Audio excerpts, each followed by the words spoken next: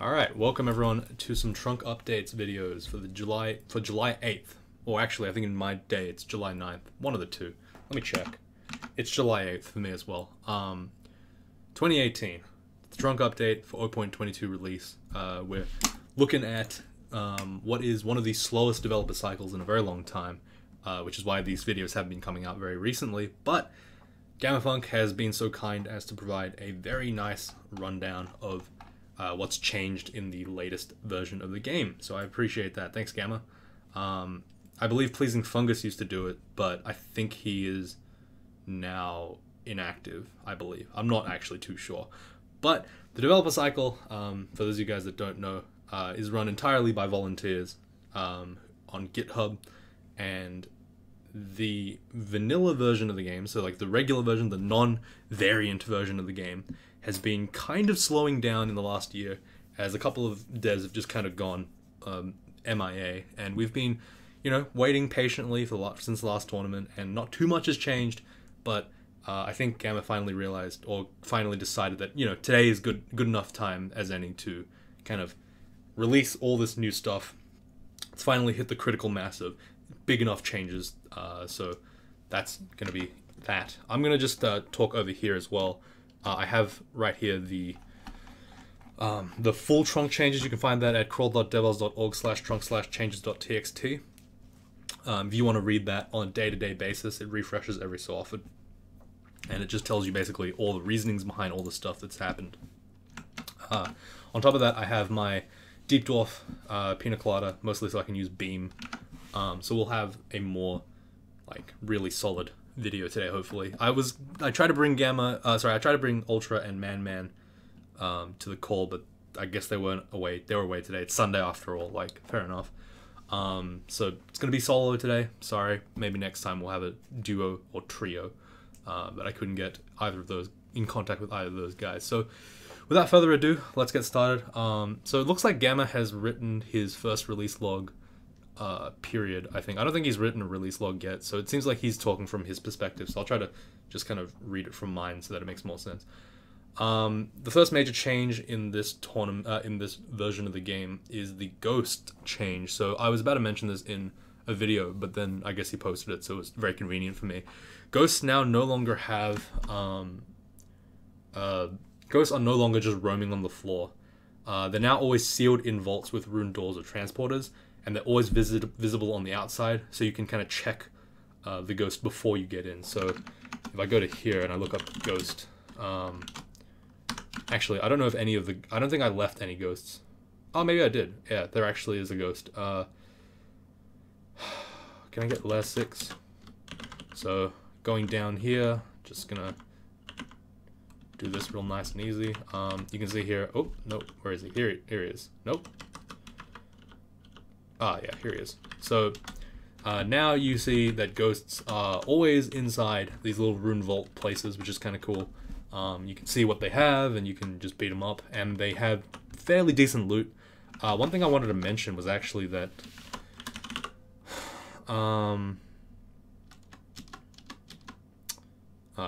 it's not here exactly. I can't find it, but there was an actual post that said that they buffed the loot that's inside of these areas because it was kind of not really worth the time to go into them. But they have been changed so that, yeah, now they're always visible and they're trapped.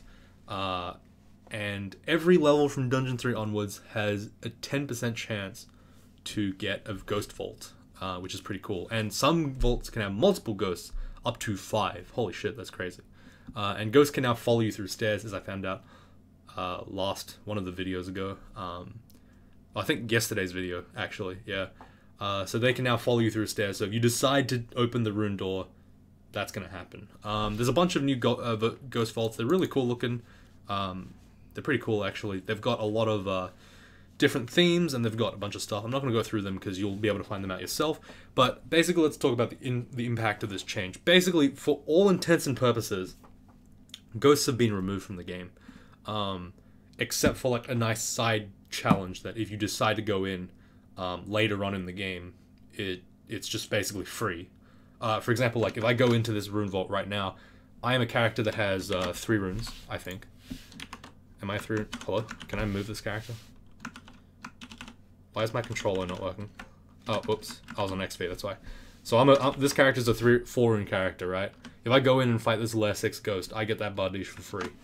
So there is kind of a bad, like from a developer's perspective, it's kind of bad that you can kind of get free loot if you just kind of wait a long time. But to be fair, that was kind of the deal with all unique. So I do hope they keep these ghosts like locked behind doors.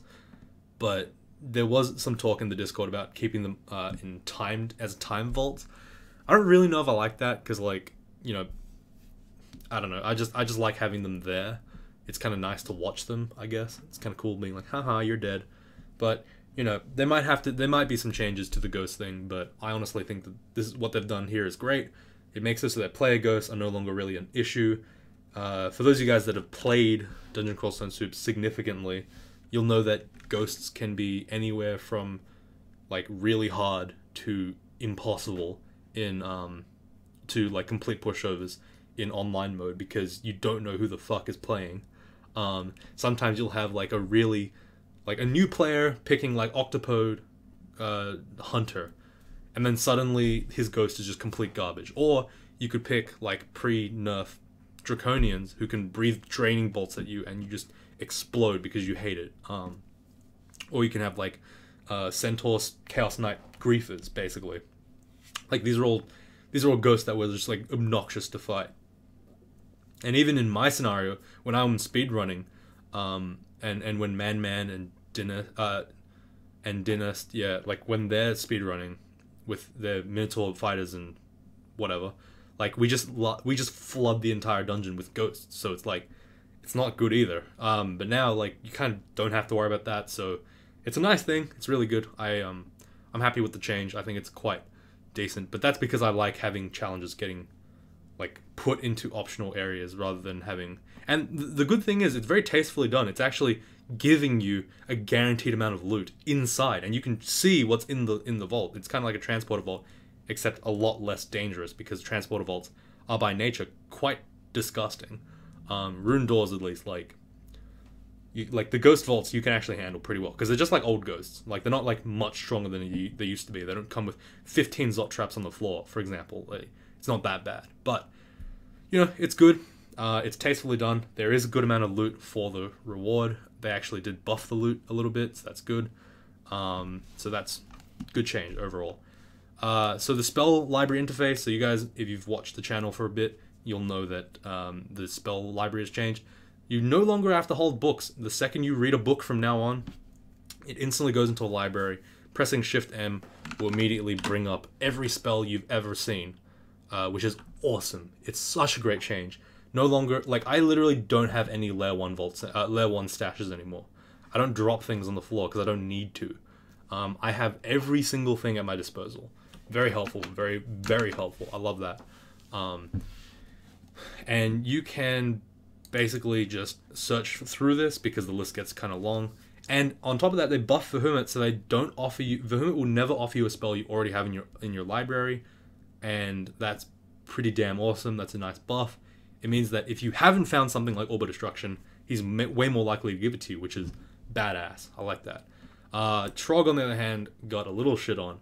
Not too much, but he doesn't have the spellbook, the Burn Spellbook ability anymore, which is fair enough. Like, to be fair, that book made no real sense. Like, that ability was kind of like nonsense, sort of, because what you would do is you would pick up books and you'd throw them on the ground, and then you'd set them on fire, and it'd be like a shit Conjure Flame. But it makes no goddamn sense that he has that ability that is basically Conjure Flame for no reason. And you get a bit of piety for it. So, yeah, I totally agree with what Gamma says here. You know what? I'm going to drop a book bomb here. Trog is strong enough to take a nerf. He's definitely strong enough to take a nerf. Burn Spellbook ability, fine. Fair enough. Apparently, yeah, Morgan character dump files now show your entire spell library. That's good. Just helps with the Morgan analysis videos and stuff. So I'm happy with that. They also did a bunch of UI abilities. UI improvements. There's an update for tiles, web chat tiles. Apparently, I can now figure out my mute list. If I don't know if that's on CPO. Like, it might not be on the Australian server, but in some areas, we are getting that. So I'll talk about it in a sec. This happened yesterday, I think. So if you look here at the changes, like right here, they have changed the way that Dithmenos works. So now Shadow Step ability. So what it used to be before was his basic AA ability. It said anything that's in your shadow, if it's sleeping or immobilized, you can blink to it for some piety and some mana. It no longer requires the target monster to be still, but it now has a HP cost of 8% max HP. So you're going to be chunking yourself a little bit to kind of get basically a semi-controlled blink towards an enemy. So you don't have to be a stabber to appreciate shadow stepping, but you have to watch your HP. Is this a good change? I mean, like, kind of, I guess. Not too many characters other than stabbers want to be in melee. Like, I mean, if I can consider a melee character Dithmenos for whatever reason wanting to shadow step to something, for example, like a centaur warrior. And that's one really good application that I can think of. Like, just blinking straight towards a guy. Like, that's good, right? That's obviously a good thing. But an 8% HP cost might be a bit heavy.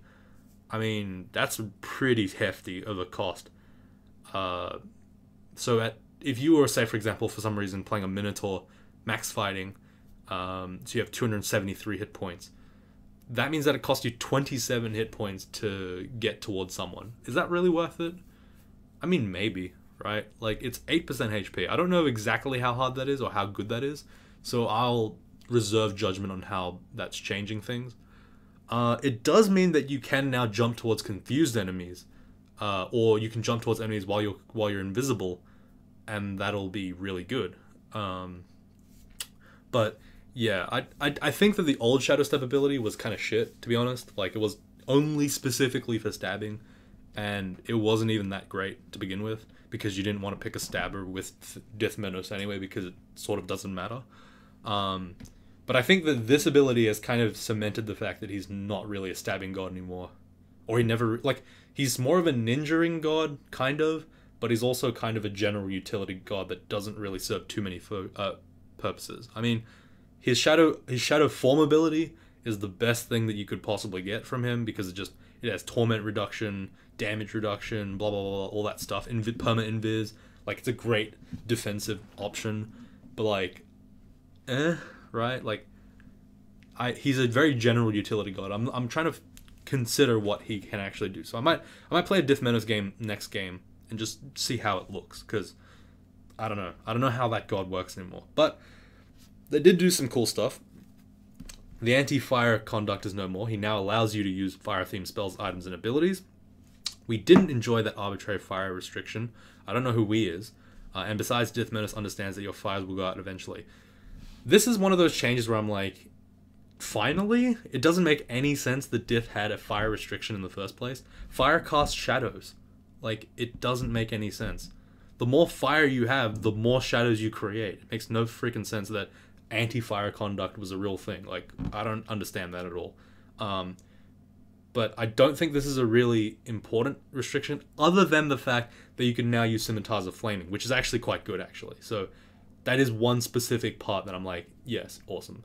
Mages can also use Bolt of Fire, and Fireball, and Ignition, and Firestorm, but I don't really think that fire is, like, super amazing on a Dithmenos character anyway. Like, you're not getting much of the benefits. Like, you're getting the same benefit as just using another spell, so it gives you more options, but it's not a hugely important thing. But it's a nice buff nonetheless. It's very nice.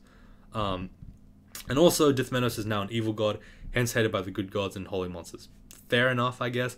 Dithmenos doesn't really care about being evil. Like, based on what, like, his lore looks like, he's not really that evil. He's just kind of the shadow god, but I guess because shadows are, you know, a trope to be evil, that's why it's an evil god now. But personally, I think that, like, it doesn't really make sense that he's an evil god. He doesn't really care about anything, so, like, I don't know. The new Amulet the Acrobat, this is one of those changes that's, like, really old, and it kind of shows you how slow the development cycle's been, because this thing's been in the game for freaking ever. It's been like a good 6 months since we've seen this thing. It boosts the evade, whereas evade by 15 for non-attacking movements and rest actions. Lets you tumble and roll your ways to a successful retreat. Okay, so this thing sort of sucks, to be completely honest with you. It's kind of like one of those amulets where you're like, okay, I wish I could hot swap this thing, and then you realize that it doesn't let you hot swap because it doesn't apply until your HP hits full, so it's like, why the fuck does this amulet exist? It gives you 15 AC, but you can't attack. You can't cast spells. And all you can do is just kind of sit there and teleport away. So it's a really great amulet if you like teleporting really safely and you like using a lot of teleport. So basically it's not a great amulet in general. It's one of the worst quote-unquote good amulets in the game. Like, it's one of the least useful in terms of anything, really. I'm trying to think of, like, Harm is probably the only amulet that I can think of that would arguably be worse, just because Harm has a negative effect and the Amulet Acrobat has just, like, a nothing effect. Like, this thing kind of does nothing. It's fine, it works when it wants to work, but it doesn't work with Iskaior, sorry, it doesn't work with Wu Zhan's movements, and it doesn't really work with anything, to be honest. So kinda sucks. I think it works with Searing Ray, so it works with one level 2 spell. It's interesting. It works with Dragon's Core, which is probably not necessary at that point because you have Dragon's Core. It works with Ring of Flame. I don't know why you would use Ring of Flame. And that's about it. There's like some minor... There's like actually quite a bit of synergy with Freezing Cloud and Olgreb's Toxic Radiance, but apart from that, it's like not that great. So I don't know why the amulet got added into the game. I don't know. Yeah, look, honestly, I don't like the Amulet Acrobat. I don't think it's a great amulet. It's just kind of a nothing amulet, which I'm not really a fan of. Like, Reflect is more cool, Regeneration is more powerful, Guardian Spirit's more powerful, Faith is more interesting, Harm is kind of garbage, so no one uses it, Inaccuracy is not a thing, Gourmand is sometimes a thing, but not really a thing. Like, you know what I mean? Like, bring back Clarity, come on, man, do it, just do it. Bring back, hey, let's not get paralyzed, the amulet, sure. Bring that back, bring back Stasis, whatever, I don't know, just do something. Fuck, man, Jesus. Why you gotta have the Amulet of the Acrobat? I don't know what the hell the thing is for. It's pointless. It's so pointless. Anyway, the Mace of Variability, so if you don't know what that is, it's the Rainbow Zom Mace. Ooh. It used to be a just plus something to minus something mace, depending on when you found it, and it was garbage. And I think it was also Chaos. But now it's being reworked to sometimes create arcs of chaos that harm nearby monsters, but not the wielder. And the enchantment is now +7, finally. Holy shit. I hate having to see a minus 25 Mace of Variability. Probably not 25. And then just be like, why the fuck does this item exist? I could just say blame Ebering here, but sadly not also responsible. Zom is also responsible. Okay. So I'm just going to scroll down a little bit because it's actually around here somewhere. Chaos Beam. So like here they're talking about Chaos Beams. This is talking about like power. So the current arc damage of the formula is 3d 5+ power on 2, giving the mace spell damage die of 3d 61 per arc on average. Very high amount of damage. But the damage formula has been down to 3d 23. So if it's cast, so if you get it on like D1 and you hit someone with it, they're gonna die basically, so that's cool. It also applies random effects on the Chaos Beam. It's also +10. It was +10, now it's +7. Fair enough. Don't really know what the point is, but okay. There is another thing that I wanted to mention from here, but I don't know where it is. Okay, well whatever, it's fine. Okay, that's understandable. Okay, now comes the less favorite cool parts of the game. Harpoon Shot, a range 6 ability for Swamp Worms and Iron Giants. Fires a shot and it pulls you to the player. It also does collision damage if there is deep water or lava blocks to you. Lava in between you and the monster. So this thing is basically a Blitzcrank hook, or whatever the hell the guy from Mortal Kombat is. The one that says "Get over here." Might be Scorpion. Don't know. Don't remember. Never played Mortal Kombat, to be honest. Probably Scorpion, the yellow guy. So this spell is a nightmare for newer players. Oh, sorry, for weaker characters. Sorry, I'm pulling the mic closer to me so I can lean back a bit. This thing is pretty painful. It makes swamp worms into an actual threat, and it for some reason buffs Iron Giants. I don't know why you would buff Iron Giants. We've already gone through this, guys.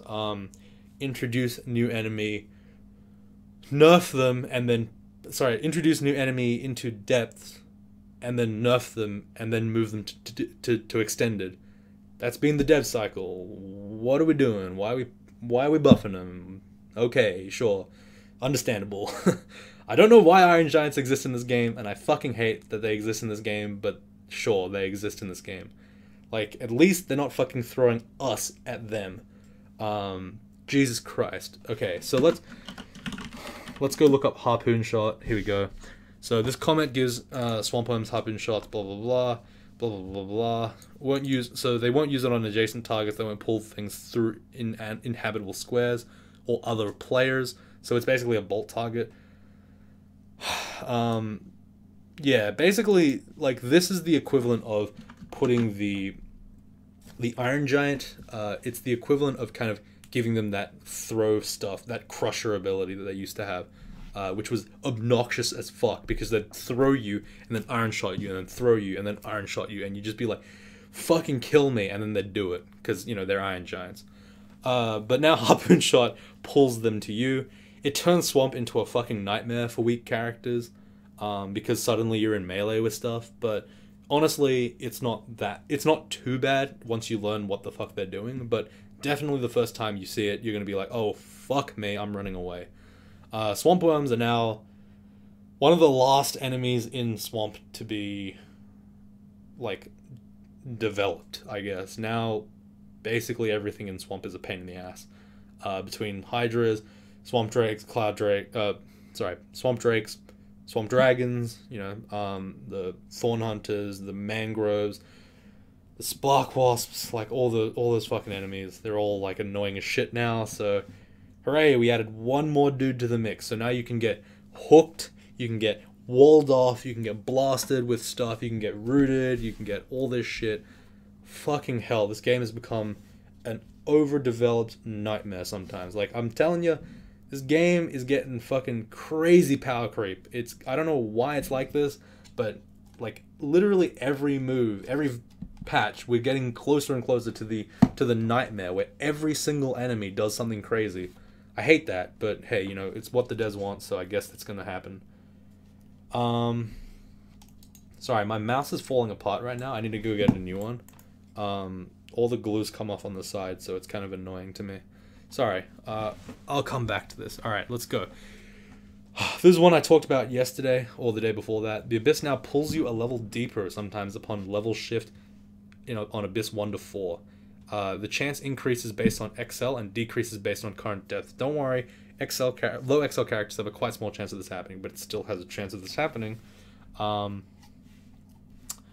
does it say? If you want to see some more numbers, check out this comment. Basically what it's saying is, from now on, if you're a higher XL character, you have a chance to be shafted in Abyss, instead of getting teleported away on the same floor. What does this mean for us in general? It's not too bad, to be completely honest with you. Like, it's okay, but basically what it means is, if you're in the Abyss and you suddenly get and you want to go get the rune, it's much easier for you at higher XLs. You're just going to be pulled down deeper. You'll also be pulled down to Abyss 5, by the way. Like, it's not going to stop you at 3, so you can go all the way down to 5. And it basically means that your trip through the Abyss is shorter, either through dying or through getting the rune and then running away. It's not a bad change. Kind of makes sense.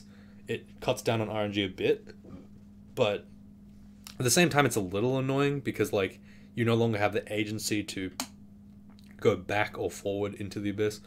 But I mean, understandable. Like, it's fine, I guess. I don't think that Abyss is a great place to be in general for the 3-rune game. So, you know, I'm not too happy about it. I'm not too focused on it because it doesn't matter that much anymore. With so many mutations, the shit mutation system, and the lower amount of teleport due to the lack of the removal of teleportation ones and stuff, it has kind of made the Abyss a little bit harder to deal with. So I'm personally not an Abyss person anymore. I used to be, but I'm not.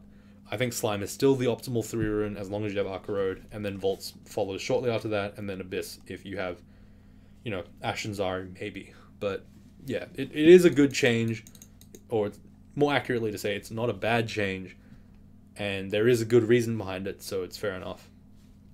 Alright, Borgangela's Valclutch. So everyone knows about this spell at this point, everyone loves this spell, it's the best spell in the fucking game right now, I guess, kind of, sort of.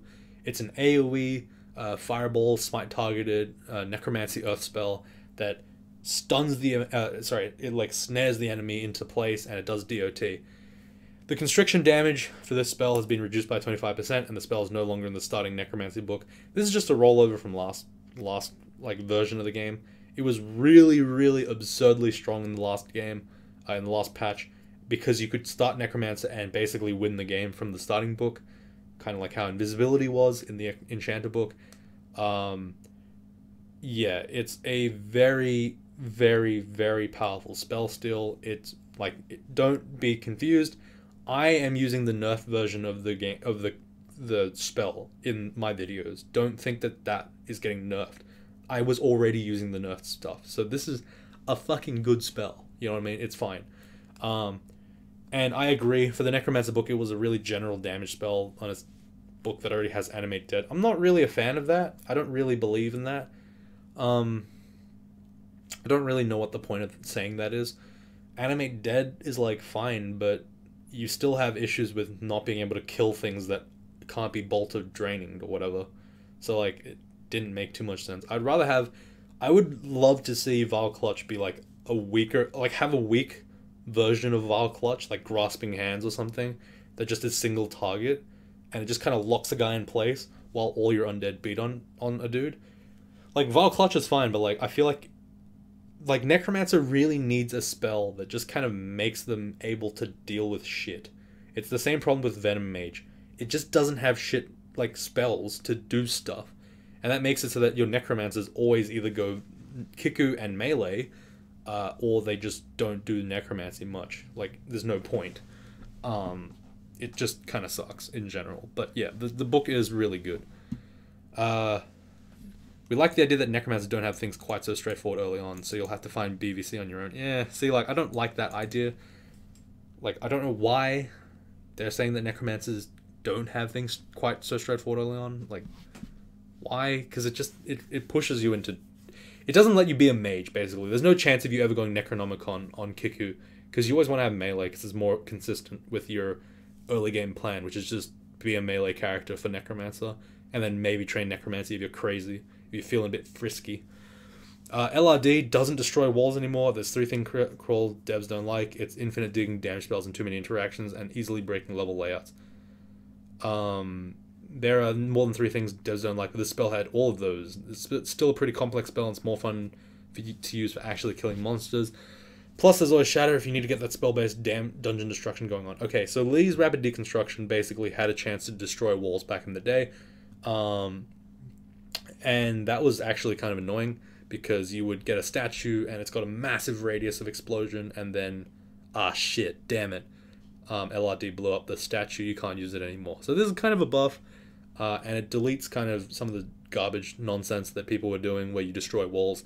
I don't know why you would want to destroy walls. Like, it's not even that big of a deal, but it's annoying, and it's tedious conduct, and getting rid of that interaction is fine. Like, there will be people that don't like it because it's a change against flavor, quote-unquote, and, like, it removes an interaction from the game. But the reality is, all it did was make it so that the game was really annoying to play. It's a really loud construction of, like, you're basically conducting, like, roadside construction works on the dungeon. Really loud, really obnoxious, and slow as fuck. Like, it was just annoying. So The fact that it can't destroy walls anymore, fine, fair enough. It actually kind of buffs it for combat usage, because again, it doesn't destroy doors and stuff that were cool. So I guess. Ozakubo's armor now immediately expires upon movement. I have said this, I've talked about this in the previous video, the trunk updates video. It basically just says don't move with it, and that's fine. It's not a huge deal. All fog types spread the same way from Scrolls of Fog, thank God. So that means that fog is now consistent and it doesn't just randomly not work at all. Good. I'll probably do some testing for it later on, but yeah, we'll see how that goes. Oh, here's the fun part. Minotaur monsters have now increased health, defense, and HD. They also spawn with armor and either tomahawks or javelins. Basically, they always spawn with javelins. And they always spawn with heavy armor. Additionally, labs have had slightly reduced loot. Okay, to make the risk versus reward decision a little less obvious. You'll probably keep going in nearly every lab because you players make poor decisions. I know, I've watched the TTY. Basically, this is telling us that, yeah, I don't know why they buffed Minotaurs. They were already kind of hard to deal with. Now they're incredibly hard to deal with because they will fucking annihilate you. They do like 35 plus damage a turn. In Lair, or in early dungeon, they fucking suck. It's so painful to kill them. Their MR got increased. It hurts. And then you reduce the loot for lab as well. What? Either buff the Minotaurs or cut the loot down. Don't do both. Because now why the fuck would anyone want to go in a lab? It's a shit place to be. It's tedious as fuck. It causes you to have RSI. And now it gives you less for more danger. Jesus Christ. What a fucking nightmare. Basically, my end... The thing I will say is don't go into lab. It's a pain in the dick. Don't do it. Unless you're playing a fucking strong-ass character and you know exactly what you're doing, don't go in there. I have seen a lot of damage get done to characters because they get fucking obliterated by javelins. My Deep Dwarf that I played last stream, I think almost got killed by javelins. A Deep Dwarf fighter. Don't go in there. It's dangerous if you're a new player. Okay, Ilsu spawns on shoals 2 to 4 now, like other branch uniques, instead of always spawning on shoals 4. Got tired of fighting Ilsu every single time on shoals 4, didn't we? Don't know who he's talking to. Don't think Gamma plays on his account, or at all. So, Anyway, that's a bit of a jab. Don't know why I did that, but yeah, we did it. Whatever, it's fine. Cool. It's a good change, kind of, because shoals 4 is already as much of a clusterfuck as it is. Also, kind of bad because Ilsu will now spawn earlier and she is a nightmare to fight, generally, but, you know, there's give and take. Definitely it adds to the danger of the earlier floors and it takes away the danger from the later floors, which is good, because I don't like Shoals 4. I still think it's the biggest clusterfuck of an ending that I'll ever see, because unlike Snake and unlike Swamp, the entire floor is the vault, which fucks you over so badly sometimes. But yeah, like, fighting her in Shoals 2 will be a nightmare. I don't wish to see that. But yeah, that's fine. Understandable. Fair enough. I'm neutral in that one. Hall of the Hellbinder Wizlab has fewer high-tier demons. Look, I'll be honest. Ah, Gamma! Dude, capital I, bro. Come on, man. What are you doing? Don't worry, that's his personal touch. Put too many demons in there. I blame the demons for encouraging me. Hopefully we get so much damnation and torment now. Thank God, there's a lot of tormentors in that thing. A lot of, like, tormentors and, like, hellions and stuff. Annoying. But hey, it's gone now. Fair enough. The MP-powered 1 mutation allows use of MP. Ones at 0 MP is now considered a good mutation. So a couple of people have said to me that this is a bad change because it means that your good mutes are now diluted, I guess, kind of. And your bad mutes, which have all the bad shit in it, the pool has been restricted, so you're more likely to get a shit mutation. That is bad, I agree. The change itself, though, in a vacuum is nice, because it means that it doesn't fuck you over at 0 MP, and yeah, that's about it. Like, it's a slight buff, ever so slightly, but yeah, I think it's a bad change as well now that I've had time to mull it over. I think it's pretty awful, actually, because yeah, just I don't like that spell. I don't like that mutation, even if it was a good mutation. Like, the increased spell power was never relevant, and it costs MP, which means that some mages are affected. Most melee characters don't give a single shit. It's like, eh. It was a very meh mutation. Again, I'm still, like, I won't bring it up too much, but I'm still annoyed by the fact that, like, the mutation system is so blatantly skewed towards the negative side. If you get a bad mute that's run ending, like, it's just awful. But good mutes are never going to be run defining, like, unless you're a demon spawn. It's always just, oh, a bunch of just, okay, fair enough. Okay, cool, I guess. Oh, nice, not bad. And the bad ones are like, oh, fuck, my whole life is about to end. Holy shit, this is gonna kill me. Oh my god, I go berserk every time I melee. Oh god, why is my int 2? Holy shit, I had 12. What the fuck? Or, oh shit, now I can't read scrolls. Oh my god, that sucks. Oh no, now instead of 270 HP, I have 250. Oh shit. Like, all these bad mutes are like terrible, and then all the good mutes are like +2 strength. Wow, amazing, so good. Not actually good. So yeah, mutations, whatever, right? Okay, McCleb's Major Destruction has its range increased to 7, and Minor Destruction had its range reduced to 5. Let me go. Whoops, that's not what I want. Major Destruction. Alright, so Minor Destruction was 7 before, and 5 was Major. Cool. Okay, so let me explain what is relevant about this. So let's actually go here, because I have a McCleb character. Yay! Minor Destruction is now this long, and Major Destruction is now the entire screen. What does this mean? A couple of things. First of all, I'm never going to use either of them anyway, probably. But it is kind of a nice change, because Major Destruction is cool. I don't know why Major Destruction costs Piety. It's not as good as a fucking Lesser Demon at all, anyway. It almost always... It hurts yourself often, and you can't control the power of it, so I don't know what the fuck the point is, but... Yeah, I don't really think it's going to change much, other than the fact that I don't like Major Destruction in the first place. Minor Destruction getting its range reduced is kind of understandable. It was kind of too good to begin with, for the very first pip that you got it, or the 2 pip ability, because it was piety free, basically, and it sometimes uses Stone Arrow or like an Acid Shot at max range, and you're like, holy shit, this spell's actually not too bad. On Ghoul, I would literally just mash it, because it's like, what else am I going to do with my time? Just mash it until they get into melee with me, and then I fight them. So I guess you can do 2 less mashes. But like I said, Major Destruction, I don't really see myself using it regardless. It has some uses, it's not bad, but the fact that it costs Piety, it just makes my... Like, I would prefer it, honestly, if Minor Destruction got upgraded to Major Destruction if you got high enough Piety. Right? And like, it costs more health, but it's stronger, similar to Ured. I think that would be a more interesting change. But whatever. We have Minor and Major Destruction. Minor Destruction falls off a cliff in terms of scaling. Major Destruction still costs Piety. Don't really like using it. Whatever.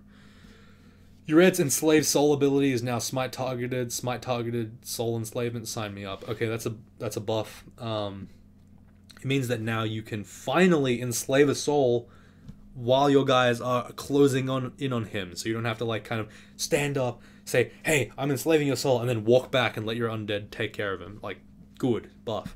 Engulf status from water elementals now block god abilities but no longer slows movement. I didn't even know it slowed movement. Cool. It now blocks god abilities, probably because you're engulfed. You can't talk. It's basically silence. So understandable. Barb status from Manticore. Barbs now count any non-movement actions towards removing the status, like opening doors and stuff. I can actually look that up. So here it is. Hang on, it's up here somewhere. Like I'm looking it up, guys. Just give me a sec. Where's the barbs?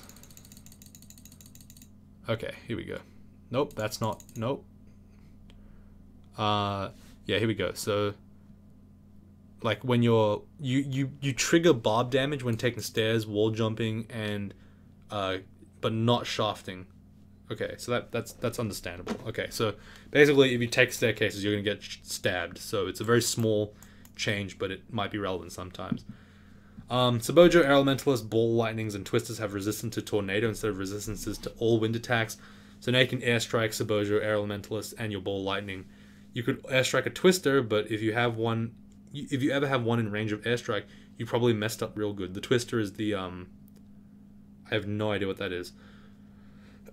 Oh, and it has over 9,000 HP, so good luck. I think he's talking about the obsidians, like the statue that creates a Twister around it. It's in this very specific vault, but whatever, it's fine. Cool, I guess. Shock Serpent Retaliation now properly checks Aralek. Oops, our mistake, teehee. Fucking shut up. God damn it. You know this fucked everyone, and you're just like, oh, sorry, we didn't check Aralek. Lol. Yeah, you nerfed Aralek, and then you buffed Shock Serpents, and then you had a bug on Shock Serpents, and it's like, fuck, man. God damn it. And the thing that pissed me off the most, here we go. This change is a major nerf to Shock Serpents via RLX, so given they have always been this way, they may need further balance adjustment to make them not completely, what was that word? Trivialized. Say with me, everyone. Trivialized. Trivial, by the way. Trivial BT dubs. Trivial, trivial, trivial. Trivial, trivial, trivial behavior. Optimal play. Trivial, trivial, optimal play. Trivial. Never even done. God damn.